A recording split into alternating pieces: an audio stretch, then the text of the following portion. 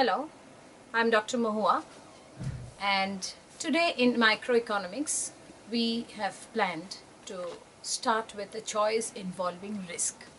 So it is totally a different area. So long we have worked on utility, we have worked on market, we have worked on welfare economics, and these all things were something which it was happening, or there was nothing, no question of uncertainty in the result.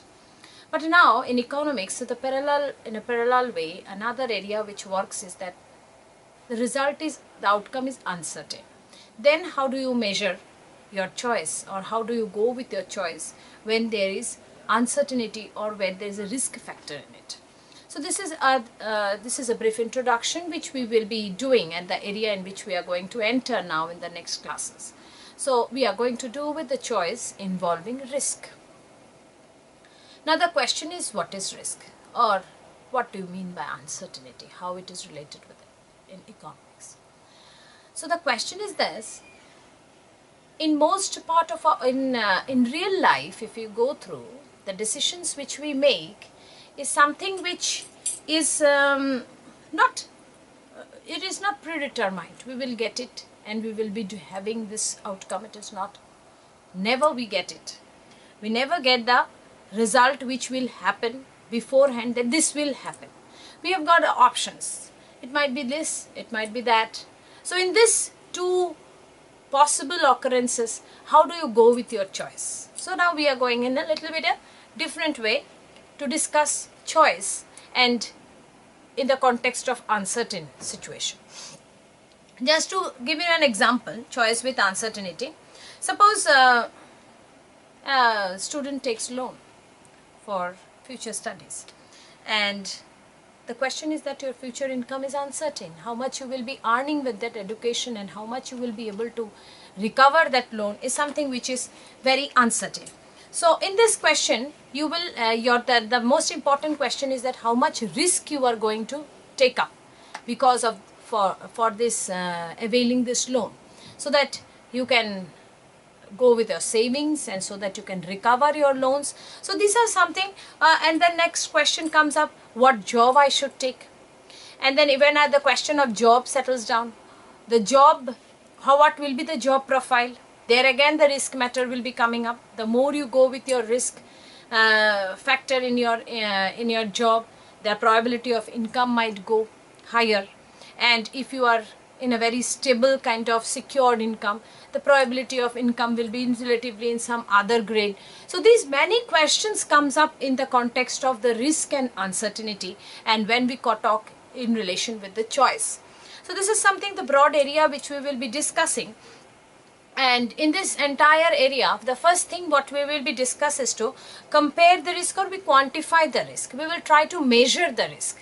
Okay, how much or what, because in economics it is finally you have to go it with a methodology in which you have to structure yourself in some format, because talking in theory that this is risky job, this is not risky, I might earn, I might not earn.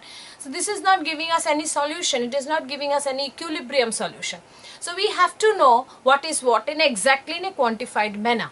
This is our next challenge. So first of all, we will try to quantify risk.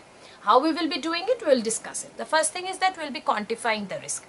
Then next, we will, after we quantify the risk, the next issue is that we will have to make our preference towards the risk.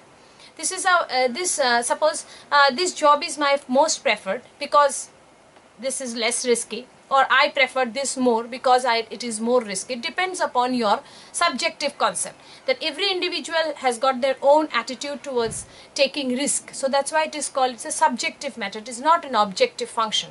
It's something which is subjective. Every individual perceives risk in their own way. Some might think that no, I'm okay with a much more higher income with a more risk. Some will be saying, no, I don't want to take risk, but I want to go with a stable income without risk. But okay, it should not be 20,000, fine, it is 10,000, but I am sure to get it. So that is fine. So this is the way in which your preference towards risk differs. So accordingly, we categorize people based on the risk in a different way. So this is our second subject of our discussion. And the third is this, Suppose you know that you don't want to take risk, or you want to take little bit of risk but don't want to take full risk. So there are ways by which you can transfer your risk. You can reduce your risk, which is called by insurance, or with a diversification, or with a signaling. There are many methodologies, there are many techniques by which you can transfer your risk, or you can reduce your risk burden. So this is our third matter of our discussion, which we do it. And the last concept which we will be discuss is that the amount of risk we wish to bear. Now, how much risk finally in the end of the day we are ready to take, and with a trade-off with the risk and income. So how much we are trying to give this. So the price of the risk we will be trying, and with this price of risk we will try to find out a equilibrium. So this is the way in which we will be going with the risk factor and preferences. Now suppose if we just want to describe risk, let's give an example. Suppose there's a company, there's an oil exploration company, and they want to take a new project. So the matter is this, if they go with the project, there is 2 probability that they will get oil, and the another one is that they might not get oil. So there is a success and failure 2 case. So accordingly the values will be different, and accordingly the outcome will be different, and so the decisions of the consumer will also be different. So that's what we discussed about the risk in the present class, and then we will be carrying on.